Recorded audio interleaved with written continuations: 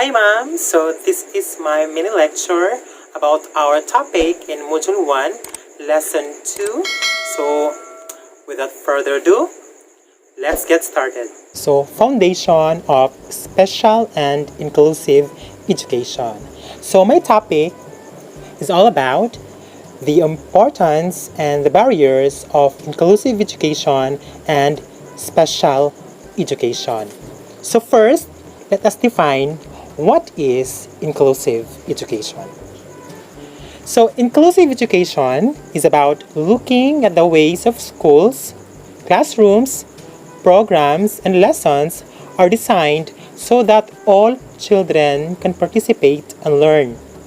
It also means finding ways to develop friendships, relationships, and mutual respect between all children and between children and teachers in the school. So meaning to say, this inclusive education, it is the combination of all the differences of the children and all the learners between the school. So all can learn, so there is no separation and segregation between the learners and the learners with disabilities or without disabilities. So next, barriers of inclusive education. So there are also barriers in inclusive education, and these are: number one, attitudinal barriers. So negative and non-cooperating attitudes of the stakeholders like members of society, peers and teachers, etc., that hinder inclusion. Negative attitudes result in social discrimination and thus leads to isolation, which produces barriers to inclusion. So meaning to say, in inclusive education, so there will be instances that the students will have an attitude towards with disabilities or their other children with differences. So there will be a environment which involves discrimination between them. So second, we have the schools as barriers. So first, admission. Children with disabilities aspiring to study in inclusive school have the greater challenge in their attempt to secure admission. So meaning to say, it observed that most inclusive schools enroll children with only mild disabilities. They also give preference when parents are willing to take on the extra responsibility for their children. Parents' inability to pay high fees, particularly in case of private schools, also is another barrier to get admission. So it is very hard for them not to get admission, especially when it comes of the money involved. So second, the buildings and infrastructure. Children with disabilities face barriers if building has not been constructed with their mobility needs in mind. So meaning to say, for example, the school did not have any elevators or any stairs that people with disability can go up to the building. Next, we have the curriculum as a barrier. Curriculum barrier is unable to meet the needs of a wide range of different learners. In it, there is little flexibility for local adaptations or for teachers to experiment and try out new approaches. So meaning to say, the student can't adopt another learning system if that teacher or curriculum will change eventually. So meaning there is a gap between the teacher and a student. Number 4, the untrained teachers as barrier. The teachers are not trained adequately to teach the children with special needs as present. Training the teachers is fragmented, uncoordinated, and inadequate, taking place in segregated manner. one for special children and another for students with general capabilities. Those untrained teacher cannot guarantee that that that the person or the children with disabilities can learn from him or her. So there is a segregation between the learnings for the special and the normal person. Now let's proceed to the importance of inclusive education. So first, all children are able to be part of their community and develop a sense of belonging and becoming better prepared for life and the community as children and adults. So I mean to say it is very clear that there is a diversity of the students inside the class. So they will train to be prepared and to be part of the community. So next is it provides better opportunities for learning. Children with varying abilities are often better motivated when they learn in classes surrounded by other children. So meaning to say, the students can learn with their environment. For example, if they are in the class, so one student, if he has a lot of knowledge, then the other student has not yet knowledgeable. So there is a possibility that not knowledgeable person or children can adapt the learnings that he gained from his co-students. Next, we have the expectations of all the children are higher. Successful inclusion attempts to develop an individual strengths and give. So mean to say, in inclusive education, so they will train those with talents or different skill to improve. And next, we have it allows children to work on individual goals while being with other students their own age. So meaning to say, this inclusive education, so they will allow those with special skills to develop even if they are part of the inclusive class. So next we have, it encourages the involvement of parents in the education of their children and activities of their local schools. So meaning to say, the parents of the students or the children will also encourage to be part of the community or in your local area. So next, it fosters a culture of respect and belonging. It also provides the opportunity to learn about and accept individual differences. So I mean to say, the children in inclusive class will have a chance to accept the differences and the diversity between the school.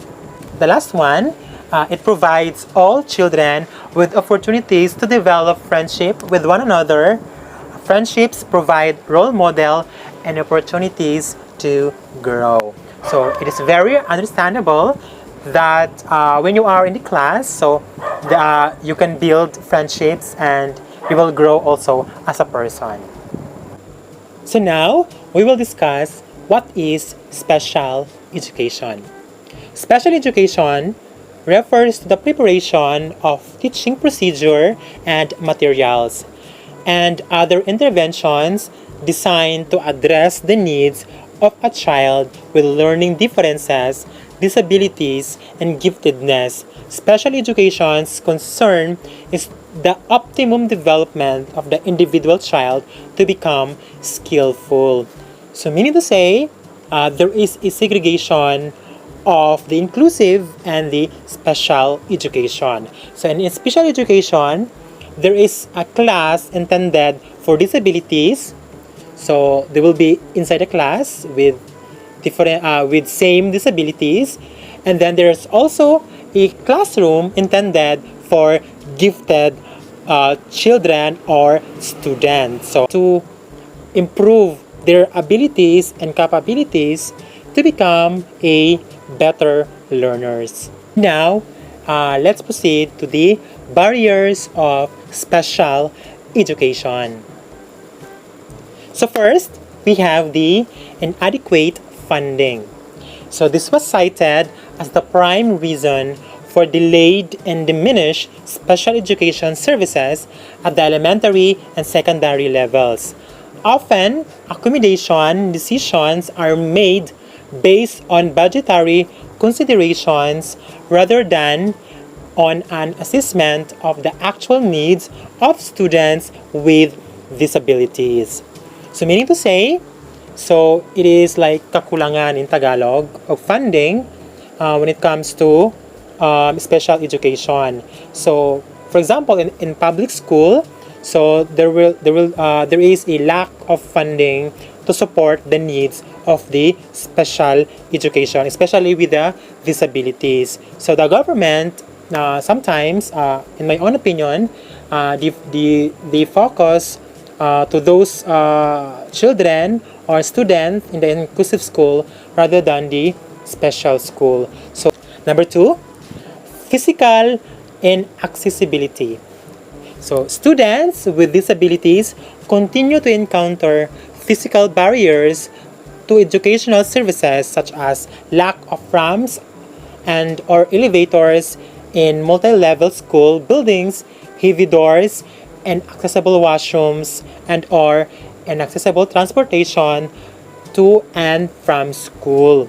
So for example, the person with disabilities, if he wanted to pee in the comfort room, so there is no comfort room intended for that particular person with disabilities. So it's lacking of the accessories of the school, especially to those with disabilities.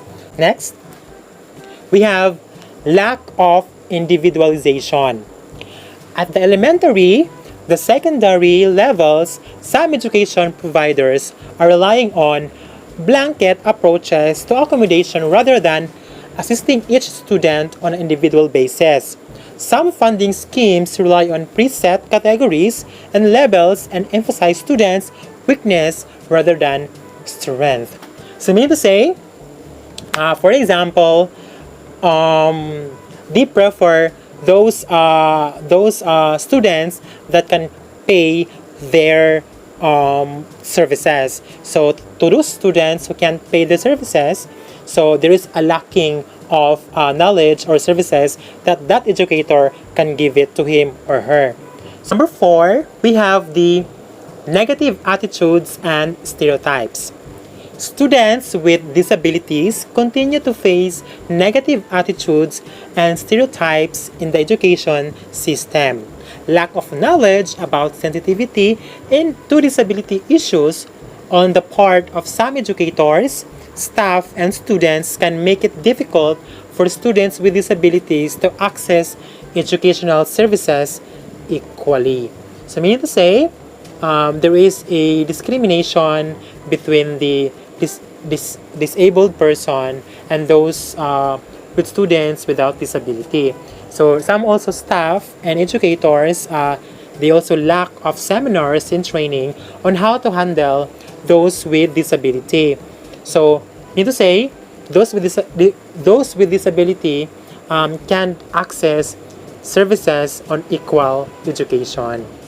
Next, we have importance of special education. So one, it is the right of every child to receive equal and same opportunities for receiving basic education. So yeah, it is very clear that it is the right of us to learn even if you are disabled or you are not disabled, children, students, or person. So second, it allows the students to enjoy the education and gain confidence due to individual learning. So meaning to say, even if you are disabled person, so it allows you to gain confidence in the school with special education. So next we have the special classes organized for these disabled or gifted children have become necessity. So mean to say it is very necessary for the disabled person to learn from the school or from that particular teachers of the school. Number 4, special education mainly focuses on the designing of educational structures that has the potential to overcome the disadvantages of any disability along with helping the children to get quality education. So it is very clear that the importance of special education is to overcome their self-esteem or their doubts for themselves, and also to produce quality education, not just for inclusive education without disability, but also with disabilities. And now, my conclusion for the topic. The inclusion theorists believe that by changing the current system to include a range of students in each classroom, it will save the school district money and benefit students with and without disabilities. School is more than a place where students go to learn facts. Young students learn how to effectively communicate, learn socially acceptable behaviors for friendship and relationship by interacting with a variety of people. The special education courses aims to providing training without leaving any gap in between. A good teacher in special education helps in making training before considering the importance of job responsibility. So therefore, the special education and inclusive education, they both have different learning process, but they both has the willingness to teach the children with or without disabilities. It's very important to know what are the barriers and the importance of both special education and inclusive education. So that's all. And then these are my references. If you want to search more, so you can just copy and paste the link, and then you can just research what I research. There you have it, guys. I hope you learned something from me, and I hope you gain more knowledge about the inclusive and the special education. Why is it important, and what are the barriers of those both education? So that's all, ma'am, and sorry if I'm not good in explaining, but I hope you understand, and that's it. Keep safe, ma'am. Thank you. Bye.